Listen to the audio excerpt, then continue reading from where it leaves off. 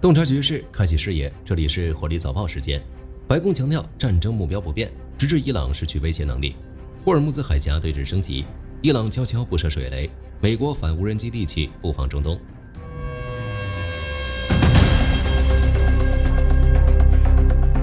霍尔木兹海峡的博弈正在急剧升温。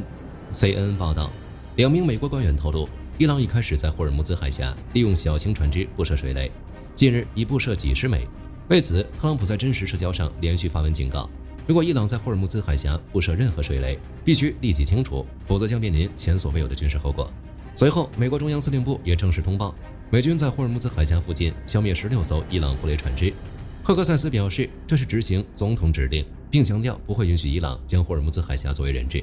同时，白宫新闻秘书莱维特在发布会上进一步明确了针对伊朗行动的结束条件。他表示，美军目前的行动远超预期进度，这场军事行动将持续至特朗普认定军事目标完全实现为止。他还阐释了特朗普此前提出的无条件投降定义，指伊朗不再具备对美国及其盟友构成可信威胁的能力，特别是其弹道导弹体系以及发展核武器的能力被彻底削弱。针对部分国会议员担忧部署地面部队的说法，莱维特表示，特朗普不会排除任何选项，但未确认相关部署计划。莱维特同时透露了战果数据，已有超过5000个敌方目标被击中，伊朗的弹道导弹攻击下降超过 90%， 无人机的攻击下降约 85%，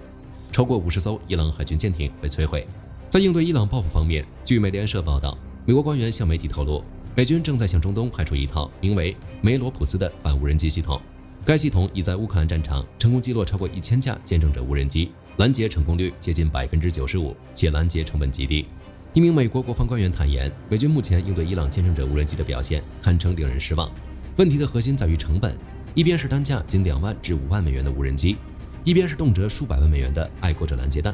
这种不对称的消耗战让五角大楼的账本面临严峻考验。梅罗普斯系统的部署正是为了解决这个难题。这款反无人机系统核心拦截器名为探测者，可从皮卡车发射架起飞，通过雷达、无线电信号或热成像追踪目标，即使卫星导航和通信受到强电子干扰，也能依靠人工智能自主导航完成锁定。更关键的是成本，每枚探测者拦截机的成本仅约 1.45 万至 1.5 万美元，若未交战还可利用降落伞回收重复利用。相比伊朗的见证者无人机，成本更为低廉。另一边，能源战场同样出现重要调整。莱维特在记者会上透露，美国政府已给予印度30天临时豁免，允许其炼油商采购已在海上的俄罗斯原油，以应对因伊朗局势导致的全球石油供应短期缺口。不过，这个豁免仅针对已装船的在途原油。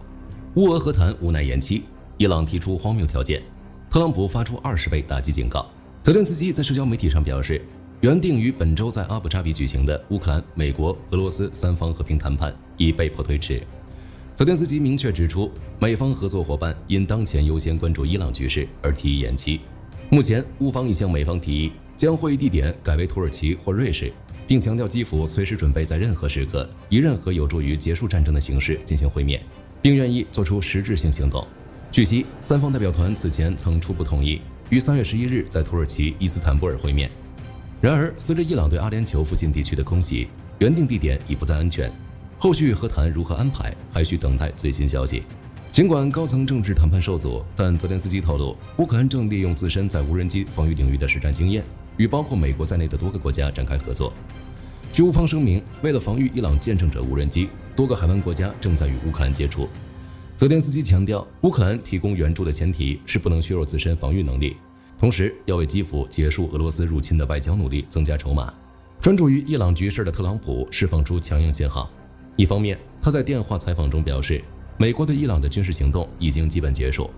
目前的战争进度远超最初预期的4至5周时间计划，并称伊朗已经没有海军、没有通信系统，也没有空军了。另一方面，特朗普在同日通过社交媒体和新闻发布会发出了极为严厉的军事警告。他明确表示，如果伊朗胆敢阻断霍尔木兹海峡的石油运输，美国将对其进行比以往猛烈20倍的打击，瞄准伊朗极易摧毁的目标，使其作为一个国家几乎永无重建可能。特朗普同时宣布，美国海军将在时机成熟时执行霍尔木兹海峡护航任务，并将取消部分石油相关制裁，以平抑因冲突飙升的油价。国际油价在短暂突破每桶100美元后，随着特朗普释放的信号，终于有所回落。在特朗普表态之后，紧跟着针对霍尔木兹海峡，伊朗提出了一项前所未有的通行条件。革命卫队声明，任何阿拉伯或欧洲国家只要采取驱逐以色列和美国大使的行动，其船只即可获得通过霍尔木兹海峡的完全自由与合法授权。这是伊朗首次将外交政治立场与航运通行权利直接挂钩。此前，伊朗已宣布封锁霍尔木兹海峡，并对所谓违规油轮实施了无人机打击。据法新社分析，自3月2日以来，海峡商业通航数量锐减，超过300艘船只滞留外海，航运保险费率暴涨400%。尽管特朗普声称战争很快结束，但伊朗方面的强硬立场表明，围绕霍尔木兹海峡这一全球能源命脉开展的控制权博弈，已从单纯的军事对峙问题延伸至对地区国家外交立场的选边站队问题。今天的早报到这儿就结束了，后续局势如何，火力军将持续关注，下期见。好的，各位观众朋友们，我们频道一直在聊真实的军事资讯和武器装备，后台也经常有朋友问，有没有值得推荐的入门级模型？今天就和大家分享一款近期接触到的产品。